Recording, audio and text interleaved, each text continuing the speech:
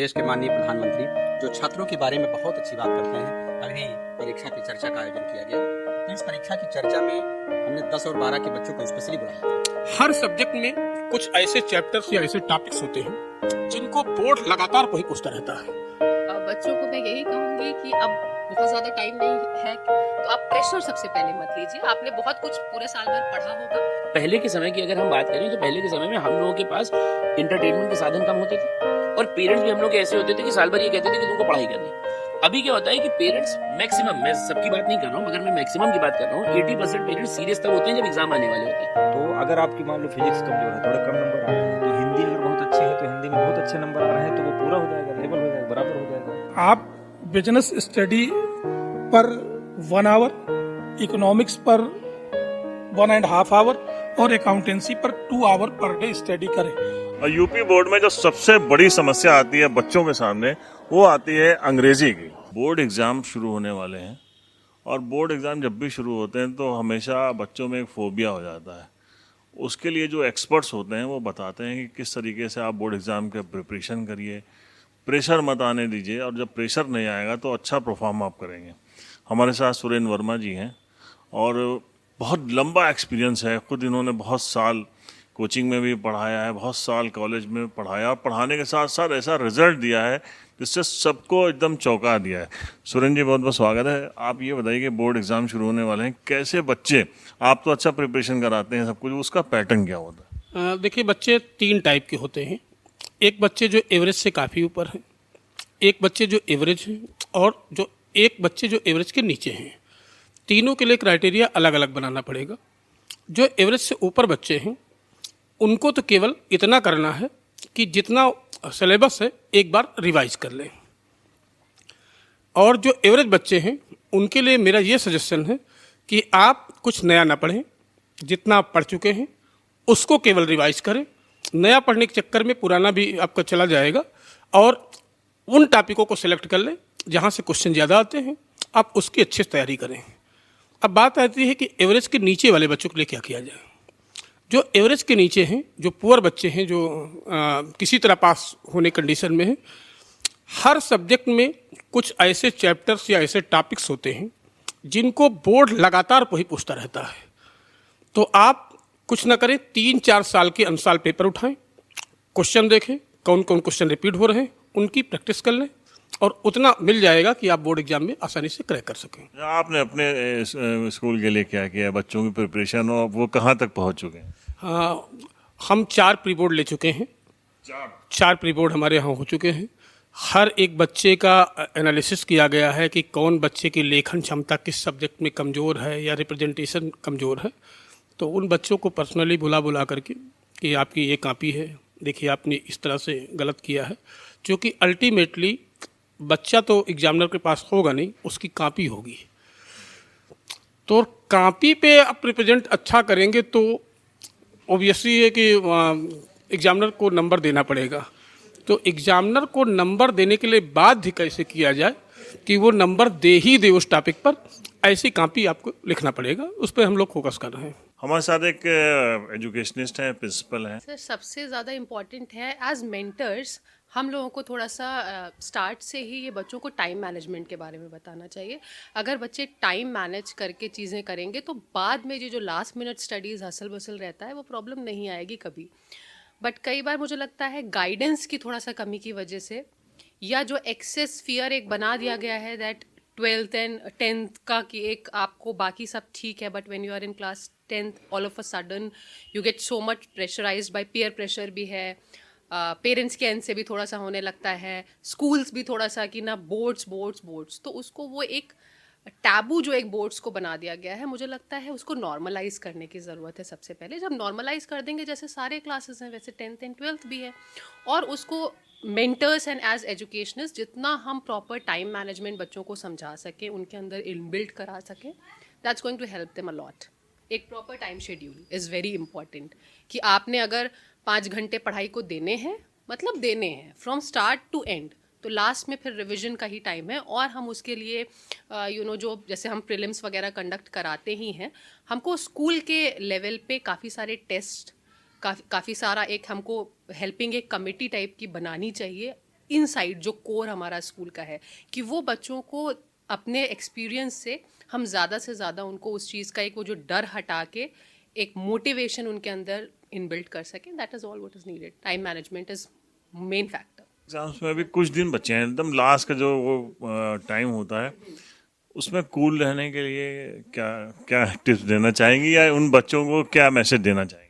बच्चों को मैं यही कहूँगी कि अब बहुत ज़्यादा टाइम नहीं है, तो आप प्रेशर सबसे पहले मत लीजिए. आपने बहुत कुछ पूरे साल भर पढ़ा होगा, तो उसको एक अभी भी बहुत सारा टाइम है. इट्स नॉट लाइक कि it's never late. Whenever you start, तब से जब जागे तब सवेरा. तो ये है कि बहुत प्रेशराइज होके कुछ भी नहीं होना है. कई बार होता है प्रेशर में आपको जो आता है आप वो भी बेकार कर देते हैं. तो अभी से एक टाइम शेड्यूल बनाइए. 2 घंटा सुबह पढ़ रहे हैं, 2 घंटा दोपहर में पढ़ रहे हैं, 2 घंटा आप सोने से पहले पढ़ रहे हैं. 5-6 घंटे का टाइम तो आपको मिनिमम देना ही देना है. और रूटीन अच्छा रखिए. थोड़ा सा मेडिटेशन करिए, दिमाग को कूल रखिए. Yoga meditation is going to help you a lot in it. थोड़ा अपना सेल्फ टाइम अपने आप को दीजिए. Do not get influenced by what others are saying, what are the expectations of your elders, your teachers और anyone from you. Believe in yourself. अगर आपने पूरे साल पढ़ाई मेहनत से की है तो आप अच्छा करेंगे. Have faith in yourself. हमारे साथ अंकुर माथुर जी हैं, बालाजी ग्रुप्स ऑफ स्कूल के एमडी हैं. और अंकुर भाई, बड़ा नाम भी आपने कमा रखा है. तो आप बताइए थोड़ा सा, जो बच्चों पे प्रेशर आता है, तो ये प्रेशर रिलीज करने के लिए आप लोग क्या टिप्स देते हैं? देखिए, सबसे पहले तो हम ये कहना चाहेंगे कि एग्ज़ाम का कोई समय नहीं होता है और पढ़ाई का कोई भी ऐसा वक्त नहीं होता है कि अब ये एक सीज़न आ रहा है या अब ये एक मौसम आ रहा है तो यहाँ पर बच्चों को पढ़ना चाहिए. देखिए, पढ़ाई का एक सबसे अच्छा तरीका है कि पढ़ाई रेगुलर होती रहनी चाहिए. अगर बच्चे ये चाहते हैं या पेरेंट्स ये चाहते हैं कि बच्चों के ऊपर एग्ज़ाम के समय प्रेशर ना हो, तो वो स्ट्रिक्टनेस जो वो एग्ज़ाम के समय लाते हैं या वो सीरियसनेस जो वो एग्ज़ाम के समय लाते हैं, वो उनको थ्रू आउट द ईयर लेकर के आनी चाहिए. उसके बाद जो अपना सिलेबस है, उस सिलेबस को, जैसे सारे स्कूलों में होता है कि यूनिट टेस्ट होते हैं या हाफ ईयरली एग्ज़ाम होते हैं, फिर एनुअल एग्ज़ाम होता है, उसी के हिसाब से कोर्स भी डिवाइड होता है सारे स्कूल्स में. पेरेंट्स को चाहिए कि बच्चों का हर यूनिट टेस्ट के अकॉर्डिंग और हर एग्ज़ाम के अकॉर्डिंग उनके सीज़न को बांट लें और बच्चा पार्ट में वो पढ़ाई करता रहे. तो यदि बच्चे ने अगर अच्छी पढ़ाई करी है तो बच्चा क्या होगा कि वो पार्ट में, उसने 4 पार्ट में पढ़ाई करी है, तो एनुअल जब उसके एग्ज़ाम आएंगे तो वो लगभग प्रिपेयर होगा. उसके ऊपर बहुत ज़्यादा प्रेशर नहीं आएगा पढ़ाई का कि हमको फिर से पढ़ना है. अब होता क्या है कि आजकल के समय में पेरेंट्स, मैं यहाँ पर बच्चों के लिए नहीं कहूँगा, मैं यहाँ पर कहूँगा कि जो सबसे बड़ा रोल है वो यहाँ पर पेरेंट्स का है. देखिए, कभी से भी जो बच्चे थे वो वैसे ही हैं, मगर जो रोल बदला है वो पेरेंटिंग का बदला है. पहले के समय की अगर हम बात करें तो पहले के समय में हम लोगों के पास इंटरटेनमेंट के साधन कम होते थे और पेरेंट्स भी हम लोग ऐसे होते थे कि साल भर ये कहते थे कि तुमको पढ़ाई करनी है. अभी क्या होता है कि पेरेंट्स मैक्सिमम, मैं सबकी बात नहीं कर रहा हूँ मगर मैं मैक्सिमम की बात कर रहा हूँ, 80% पेरेंट्स सीरियस तब होते हैं जब एग्ज़ाम आने वाले होते हैं. और तब कि बच्चे का अब टीवी बंद करवा दो, बच्चे का अब खेल बंद करवा दो, बच्चे का ये करवा दो, वो करवा दो. अब बच्चे के ऊपर वो एक फोबिया आ जाता है कि उसके इंटरटेनमेंट के सारे साधन बंद हो गए, अब उसको केवल बैठ करके पढ़ाई करनी है. तो जो सबसे अच्छी चीज़ है कि आप अपने बच्चे का थ्रू आउट द ईयर आप एक टाइम टेबल लेकर के चलो कि उसको इतने घंटे खेलना है और इतने घंटे पढ़ना है. अगर गर्मियों की छुट्टियां हो रही हैं, जैसे जब हम लोग छोटे थे तो हमारे पेरेंट्स क्या करते थे कि गर्मियों की छुट्टियों में भी मेरा टाइम वही था कि सुबह तुमको 5 बजे उठना है, 1 घंटे तुमको इंग्लिश की वर्ड मीनिंग याद करनी है, अब तुमको नहाना धोना है, फ्रेश होना है और फिर बैठ करके तुमको इतने घंटे पढ़ना है.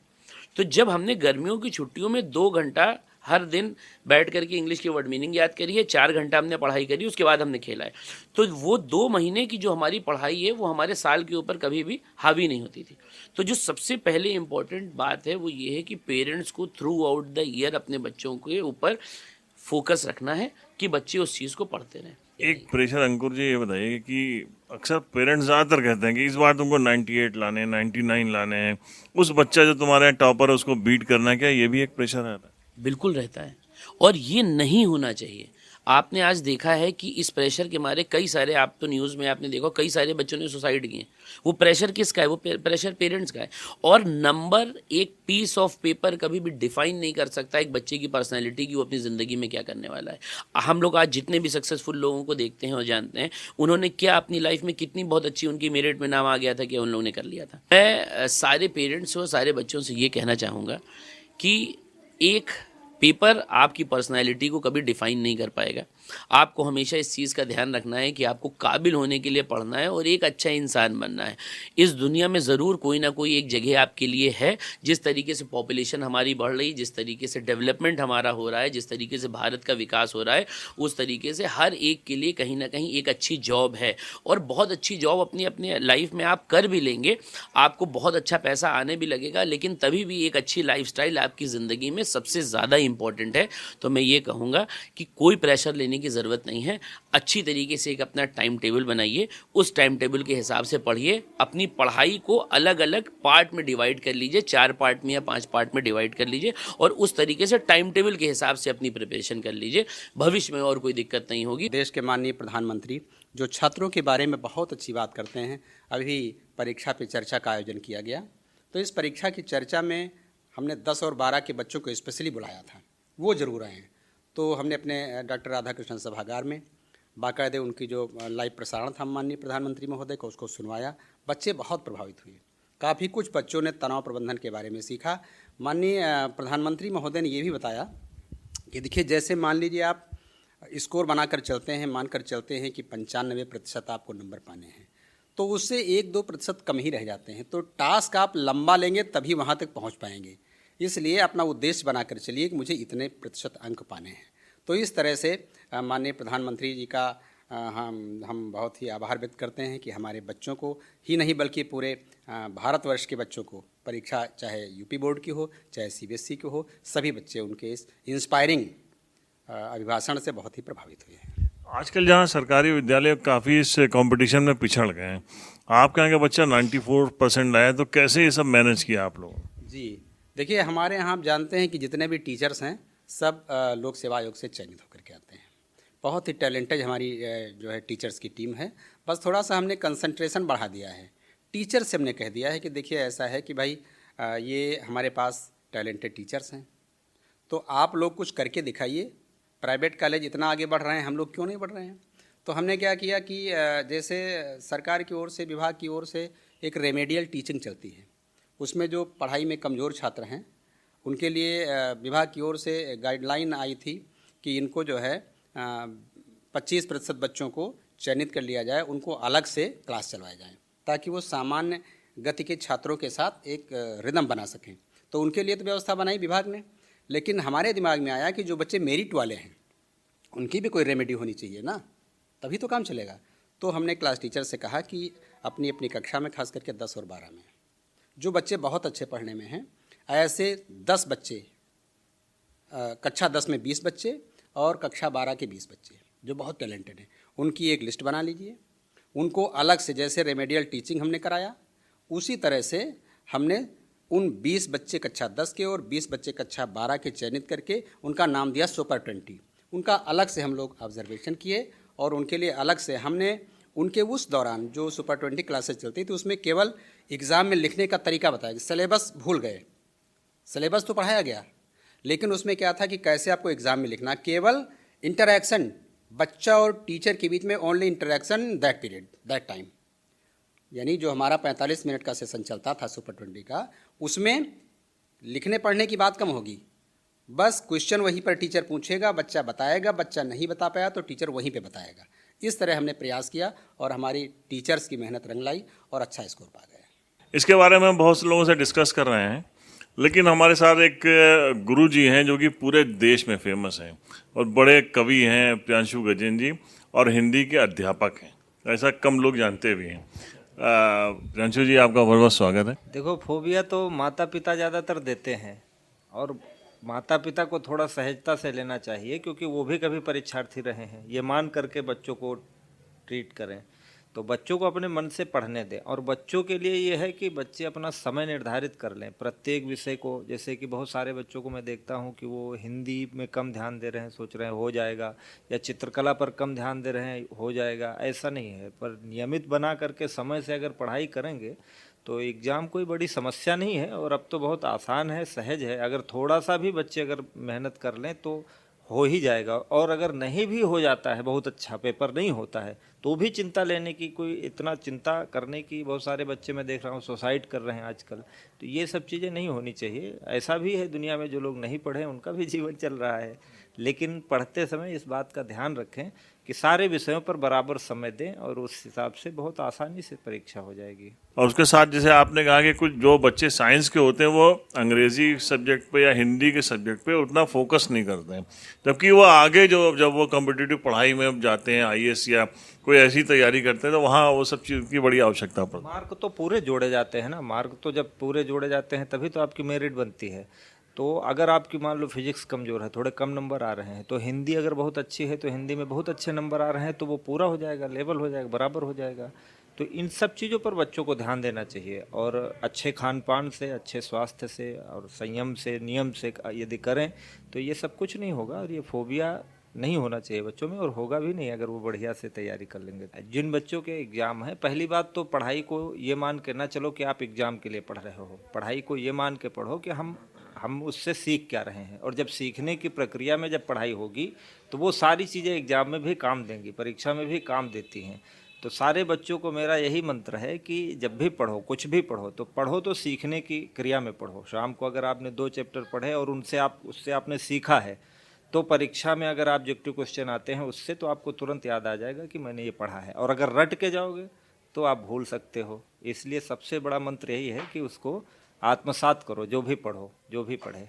हमारे साथ के.एम. चतुर्वेदी जी हैं और कॉमर्स के बड़े विद्वान हैं, बहुत फेमस टीचर हैं। मैं सभी बच्चों को हमेशा ये कहता हूँ कि जो कॉमर्स के सब्जेक्ट हैं इंटरमीडिएट में हमारे यहाँ होते हैं, वो अकाउंटेंसी होती है, इकोनॉमिक्स होती है और बिजनेस ऑर्गेनाइजेशन होता है। ये 3 सब्जेक्ट होते हैं और हिंदी इंग्लिश कॉमन होती है, वो साइंस में भी है, कॉमर्स में भी है और आर्ट में भी है, सभी में। तो कॉमर्स में मैं हमेशा बच्चों से ये कहता हूँ कि आप बिजनेस स्टडी पर 1 आवर, इकोनॉमिक्स पर 1.5 आवर और अकाउंटेंसी पर 2 आवर पर डे स्टडी करें। अकाउंटेंसी पर जैसे कुछ चैप्टर फिक्स चैप्टर हैं, फाइनेंशियल स्टेटमेंट जो एक प्रोस्पेक्टस उसका ऐसा बना हुआ है कि एक प्रोफार्मे पर है और उस प्रोफार्मे में केवल ऐड और लेस ही करना होता है। तो हम बच्चों से हमेशा कहते हैं कि इस प्रोफार्मे को अच्छे से आप तैयार करो और इसमें ऐड और लेस ही करना होगा, तो बहुत समय आपका इसमें नहीं लगेगा, इस पर ध्यान दीजिए। दूसरा एक चैप्टर है पार्टनरशिप, जिसमें से हमेशा एक न्यूमेरिकल आना ही है और करीब 5 से 7 नंबर की थ्योरी भी उससे आती है। तो उस चैप्टर पर भी बच्चों को हम हमेशा केंद्रित करते हैं, इसकी अच्छे से प्रैक्टिस करो। फिर शेयर है, डिवेंचर है, इन तरीके के चैप्टर जो होते हैं जो इंट्री बेस्ड चैप्टर है। यहाँ पर जो इंट्री बेस्ड चैप्टर हैं वो बच्चों को ये पता होता है कि यहाँ पर एप्लीकेशन पर ये होगा, अलॉटमेंट पर ये होगा, फर्स्ट कॉल पर ये होगा, फाइनल पर ये होगा और एक स्टेप की 2 ही इंट्रीज होती हैं। तो बच्चे समझ जाते हैं कि इन 2 इंट्री में पहले कॉलिंग होगी फिर रिसीविंग होगी। इस तरीके से वो बच्चे इंट्री बेस्ड क्वेश्चन कर लेते हैं और उनको ज़्यादा दिक्कत नहीं आती है। अच्छा, आप इतने स्टूडेंट हैं आपके क्लासरूम में, कैसे पता चलता है, आप गेस करते हैं कि किस बच्चे का प्रिपरेशन कितना तक हो चुका है? देखिए परवेज भाई, बच्चे टीचर के इमोशनल टच में भी होते हैं और बच्चे जो है कुछ ऐसे होते हैं जो टीचर पर बहुत भरोसा भी करते हैं। वो बच्चे हमेशा टीचर से छांटते रहते हैं कि सर ये प्रॉब्लम हमारी है, इसको कैसे हम सॉर्ट आउट करें, सर हमारा फ्यूचर कैरियर क्या होगा। इस तरह से बच्चे जो है वो बच्चे पूछा करते हैं। तो वो बच्चे टीचर की नज़रों में भी आ जाते हैं कि ये बच्चे जो है चिंतन कर रहे हैं। तो जितना बेहतर हमारा हो सकता है उतना बेहतर देने का हम लोग प्रयास करते हैं। जो मीडियोकर बच्चा होता है उसको हम लोग समझाते हैं कि बेटा ऐसे ऐसे ऐसे, और जो बिल्कुल ना ध्यान देने वाले बच्चे हैं उनको हम लोग मॉरल इशू भी बताते हैं कि बेटा जीवन में मॉरल भी कुछ चीज़ होती है और इसको अगर अपने कर्तृत्व में उतारोगे तो सीधी सी बात है कि आपका व्यक्तित्व अपने आप निखरने लगेगा। और यूपी बोर्ड में जो सबसे बड़ी समस्या आती है बच्चों के सामने, वो आती है अंग्रेजी की। ये मीडियम को लेके एक फोबिया एक ज़माने से चला आ रहा है। हालांकि काफ़ी अब उसमें जो है चेंजेस आए हैं, लेकिन अभी भी इंग्लिश को लेके जो यूपी बोर्ड के बच्चे हैं, खासकर जो ग्रामीण परिवेश से आते हैं, उनके आगे ये दिक्कत पैदा होती है। हमारे साथ इंग्लिश के जाने माने टीचर हैं रत्नेश जी। आप बताइए, बोर्ड एग्ज़ाम से पहले ये दिक्कत समस्या आती है, और अगर जिन बच्चों के लिए आती है उनके लिए आप लोग क्या करते हैं, क्या टिप्स देते हैं? अच्छे बच्चे तो 15 में पूरे ले आएंगे, लेकिन वो इस तरीके से उनको उनकी प्रैक्टिस करा देते हैं लास्ट ओकेज़न में कि उनको ये महसूस हो कि नहीं इतना नंबर आ जाएगा। फिर उसके बाद कुछ निबंध के टॉपिक आते हैं, 5 टॉपिक आते हैं निबंध के, जिसमें से हम लोग कोशिश करते हैं, और करीब करीब 100-150 टॉपिक है निबंध लिखने का। लेकिन हर वर्ष एक चीज़ मैंने देखा है विगत 15-20 वर्षों के पेपर्स में कि प्रॉब्लम बेस ऐसे एक ज़रूर आ जाता है। जैसे डावरी सिस्टम दहेज प्रथा पर है, जैसे place of women in Indian society है, जैसे प्राइस राइज मूल्य वृद्धि की समस्या है, जैसे पॉपुलेशन प्रॉब्लम है, पॉल्यूशन प्रॉब्लम है। तो मैं एक 7-8 टॉपिक निकाल करके उनको ऐसे तैयार करा देता हूँ कि वो 40-50 क्वेश्चन पढ़ने से भी बच गए, और कम से कम समय में उनके ये 6-7 क्वेश्चन आसानी से तैयार हो जाते हैं। तो एक 10 नंबर का टॉपिक ये उनके लिए इजी हो जाता है। इसी तरह लेटर एप्लीकेशन है, वो भी 10 नंबर का आता है। 10 नंबर में पूरी कोशिश होती है कि कुछ 7-8 ऐसे लेटर और एप्लीकेशन बता दिए जाएं जिनमें से एक उस बच्चे को मिल ज़रूर जाए। जैसे एडिटर के ऊपर है, न्यूज़पेपर के एडिटर पर, उस पर हमेशा हर साल एक लेटर आता है। कभी तो वाटर लॉजिंग की समस्या पर आ गया, कभी आपके सैनिटेशन की प्रॉब्लम पे आ गया। तो इस तरीके के हम लोग लिखा देते हैं और बच्चे उतना टॉपिक तैयार कर लेते हैं। ग्रामेटिकल पार्ट में भी कुछ बहुत सेलेक्टिव टॉपिक हैं जो बिल्कुल आने ही होते हैं, उनकी तैयारी करा दिया। और लिटरेचर में हम लोग बहुत आसानी से उनको एक चीज़ बताते हैं कि जैसे 10 लेसन हैं आपके, तो अगर आपने 5 चैप्टर तैयार कर लिए तो जो और करके क्वेश्चन आता है, एक उन 5 में से आ जाता है, एक लास्ट के 5 में से आ जाता है। तो कम समय में ज़्यादा से ज़्यादा उनको कैसे उनको नंबर गेन कराए जाएं, उन बच्चों के लिए हम लोग ये प्रयास करते हैं। बच्चों को प्रिपरेशन कराने के लिए सबसे बड़ा महत्वपूर्ण योगदान होता है विद्यालय के द्वारा कि उनके सिलेबस को समय से पूरा किया जाए। और सिलेबस के बाद जो हम लोग दिसंबर में करीब सिलेबस पूरा हो जाता है, तो उसके बाद बच्चों का प्रिपरेशन इतने ढंग से कराया जाए, क्वेश्चन उनके सारे प्रॉब्लम सॉल्व कराए जाते हैं, जिससे उनकी जो मन के अंदर जो क्वेश्चंस हैं, जो उनकी फोबिया है, वो दूर हो सके। इसके लिए समय समय पर साप्ताहिक हम लोग टेस्ट लेते हैं, बच्चों की तैयारी कराते हैं, क्वेश्चन सॉल्व करवाते हैं। और जितने सब्जेक्टिव टीचर, स्पेशली जो physics, chemistry, bio, math, Hindi, उनके टीचर्स का स्पेशल क्लास लगता है, जिससे उनकी समस्याएं समाधान हो। और रही बात बच्चों की फोबिया, अगर हम उनके उपस्थिति और अनुशासन पे पूरा विशेष तौर से ध्यान दें, क्योंकि बच्चा अगर व्यवस्थित और समय से स्कूल आएगा और रोज स्कूल आएगा, नियमित आएगा, तो उसका सिलेबस और जो भी पढ़ाया जा रहा है उसके ऊपर उसका असर पड़ेगा। और यह बहुत बड़ा गुरु मंत्र है कि बच्चों का अनुशासन और समय बिना अनुपस्थित हुए क्लास को प्रतिदिन आना, और सिलेबस को संपूर्ण करना, सिलेबस को समझना, और गुरु और शिष्य का रिश्ता बहुत अच्छा होना चाहिए, ताकि वो अपने क्वेश्चंस को, अपनी फोबिया को अपने सब्जेक्टिव टीचर से साझा करके अपने प्रॉब्लम को सॉल्व करें।